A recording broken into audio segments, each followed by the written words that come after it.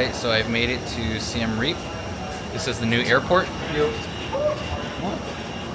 And we've landed at sunset.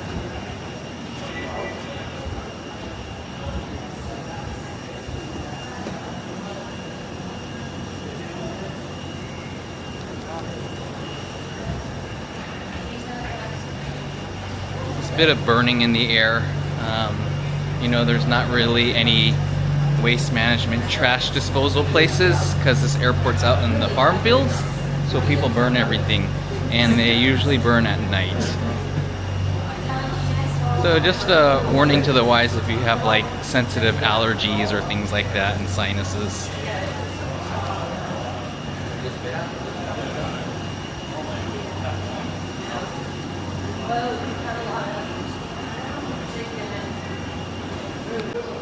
And it's actually quite nice. You have like open access to the airfield. The only place that I can recall of my travels that's also like this is the airport in Honolulu, which is not enclosed from the actual airfield.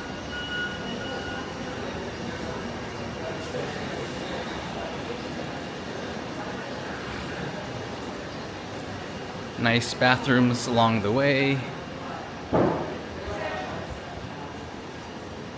So this new airport here was built by China, by the Yunnan Aviation Group. So this signboard kind of explains what's going on in this corridor. But basically this airport was not here 1 year ago in October. It was just all farm fields.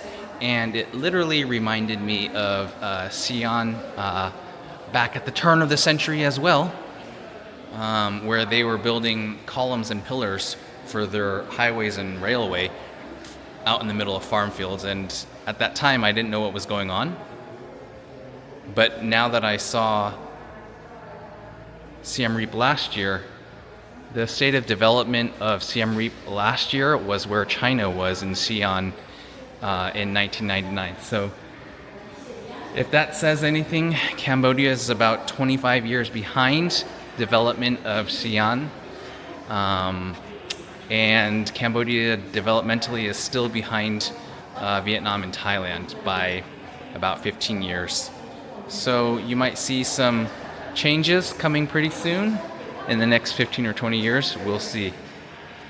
But these are kind of what brick and road initiative projects look like. You know, they get a bad rap from the West because no one ever sees Chinese development in the West. They're usually in developing countries, but this is what it looks like. This is a brick and road initiative project. So without this funding and investment from China, people would still be using the old airport, which was actually only about a 15-20 minute drive right outside of Siem Reap town.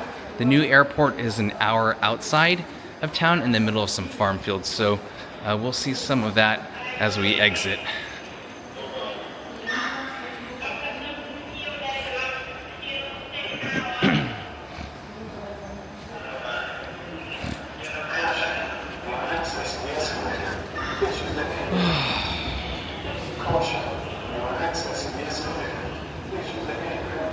Alright, baggage claim and visa situation. You can get an e-visa on arrival upon landing, and that costs $35, so you do not need to apply in advance. But I'm gonna have to turn off my camera here and go through customs. Okay, so you will fill out your information from the Cambodia e-arrival system on the iPads here, and if you've already filled one out before, when you scan your passport on the screen, so basically you will scan your passport right here using the iPad, and if you've already filled out an arrival card previously on any trip prior to this, it will have your information saved, and then you will just click what kind of a visa you want, if you want to apply for a new visa or if you already have a visa. So the different types of visas are the tourist visa or the e-visa. If you want to extend your visa possibly in the future, then you want to get the e-visa so that you can extend your visa after 1 month. So I am going to say already has a valid visa. Click next. Date of departure from Cambodia. I will just put when my visa currently ends, November 19, 2004. I don't actually have a ticket out, but I will probably just extend my visa for another year.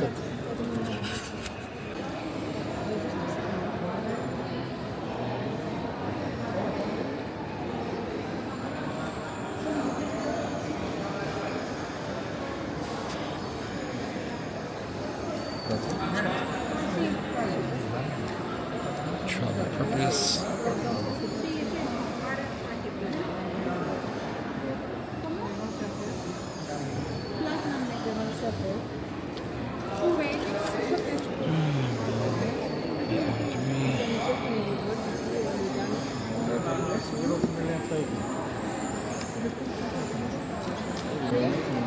So nowadays you do actually have to put in your actual accommodation.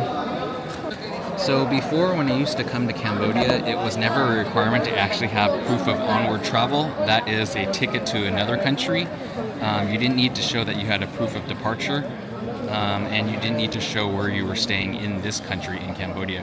But now, checking in for my flight, I had to show that I have some sort of proof going to another country outside of Cambodia, and that I already have accommodations reserved. So they're clamping down on having proof of stay and proof of travel beyond Cambodia. So make sure you have that in advance.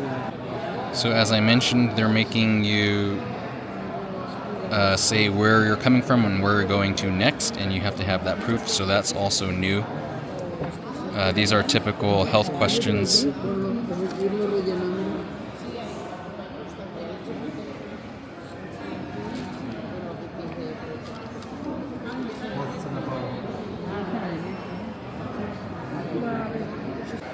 So after you fill out the e-arrival form, you will then go over to these counters, pay for your visa at the counter over here, and then walk across the room to check in through customs with your visa in hand on your passport.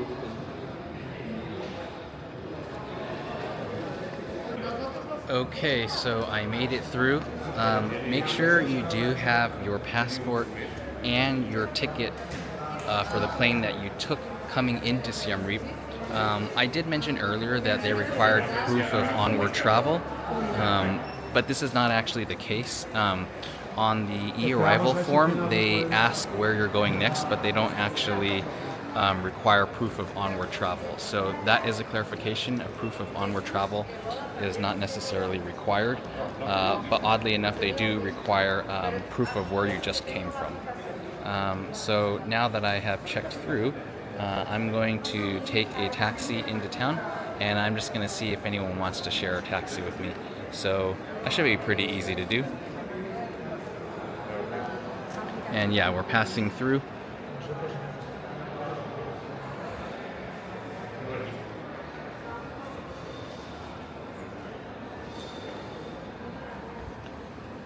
And now we will pick up our baggage.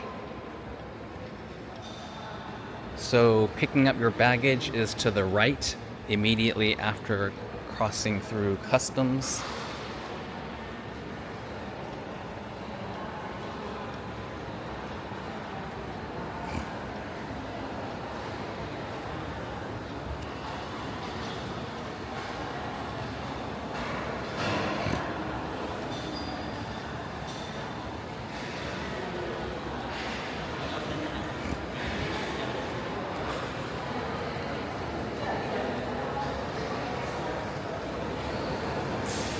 So the way they have their planes arriving in Cambodia, they always like to have everything scheduled to arrive at the same time. This makes it easier for the customs officials as they process people through on their visa, but it could also lead to very long lines.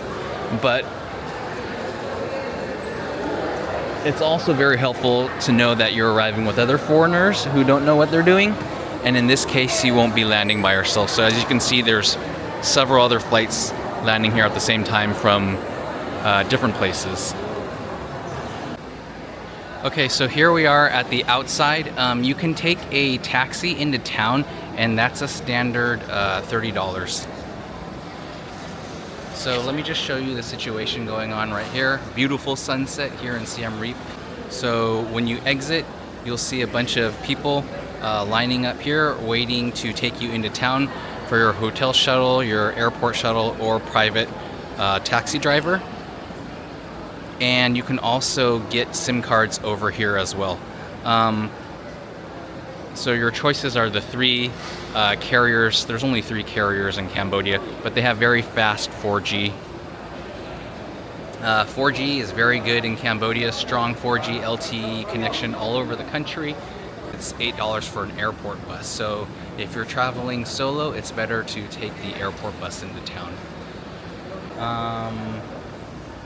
And yeah, that's about it. I'll go ahead and board the bus. They do use US dollars here, so bring your cash. Okay, so I made it onto the airport bus, and it is $10 cash. And so I paid them a $10 US bill, and then they gave me their riel back, which is the local currency. But they do accept the local currency as well as US dollars. Make sure if you're coming here, $10 denominations are the best in the US because it's easier to break down. And they also accept $20 bills. But mostly in the ATM machines, you're only going to get $50 bills or $100 bills, which are going to be really hard to exchange for that first initial thing. So yeah, this will take me into the center of town, and then from there I'll grab a tuk-tuk. Where are you guys from? China. China? Which part of China? What part of China are you guys from? Shenyang. Huh? Shenyang. Is that the north? Northeast. Northeast, okay. I had a friend that worked in Shenyang before. He says very polluted in Shenyang. The pollution is bad in Shenyang, like the air pollution.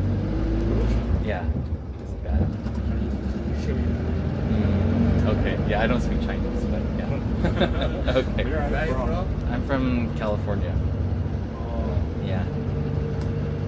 So are you guys here on vacation or business? Are you guys vacation or business? Work. Work. Oh, what do you do for work? Oh, you work for the airport? Yeah. Oh. Did you help develop it? Did you help build the airport?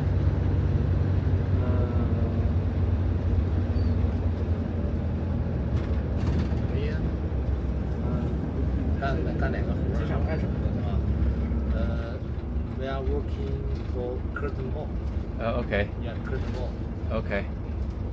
Airport Curtain Mall. So you work and you live here then? You live in... Yeah. Okay. Alright. I see you like Chinese. Yeah, I'm Chinese, but I don't speak Chinese. Oh. Yeah, I don't speak Mandarin. Yeah. First in Mandarin. Yeah. Yeah. Mother, father, Chinese. Yeah, they're from Hong Kong. Oh. Yeah. Yeah. So yeah, no Mandarin for me. Yeah.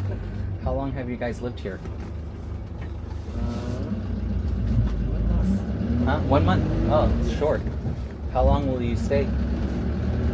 How long will you stay here? 3 years. Yeah, 2 years. 2 years. Okay. Wow.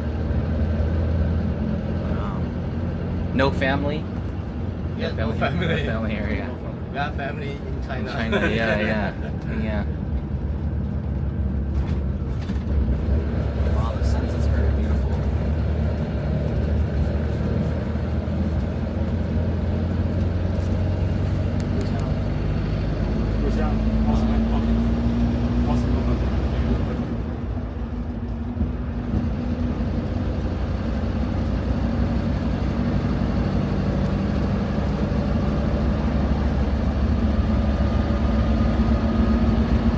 This is my first electric bike that I've seen in Cambodia.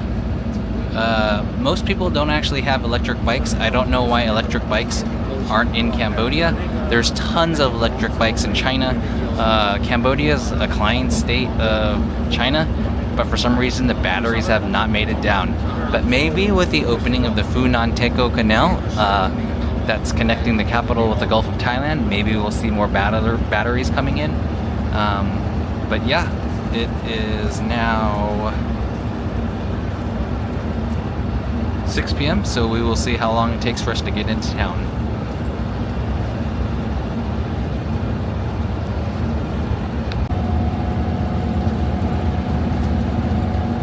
Star date 2024 10/24 nautical twilight. A hint of sunlight above the horizon. So my thoughts on this trip,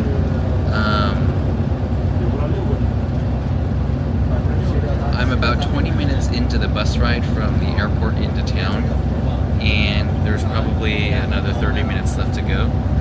So if you've had a long day transiting on airplane flights to get to Siem Reap, my honest opinion is I wouldn't fly into Siem Reap. The airport is just way too far away from town. So my recommendation would actually be to fly into Phnom Penh, the capital, and then from there take a 6-hour bus ride.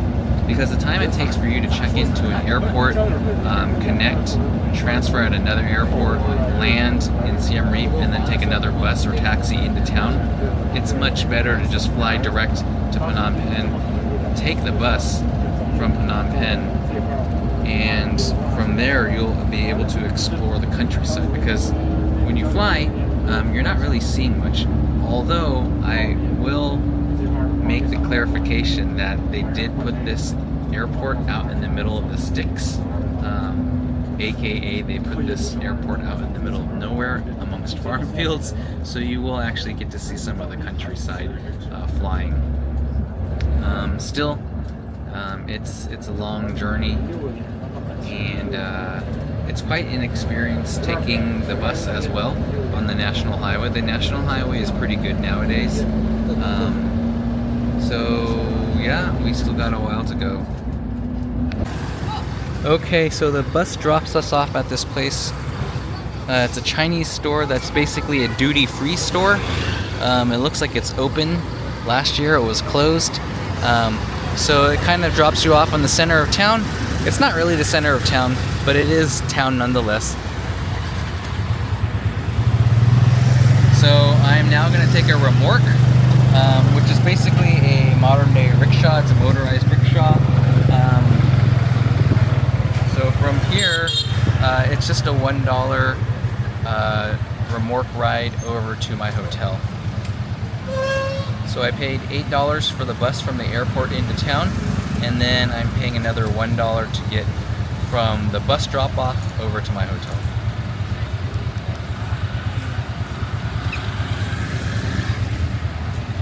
So right now we're about 1 kilometer from the market and Pub Street. So I highly recommend taking the bus from the airport as opposed to taking a taxi.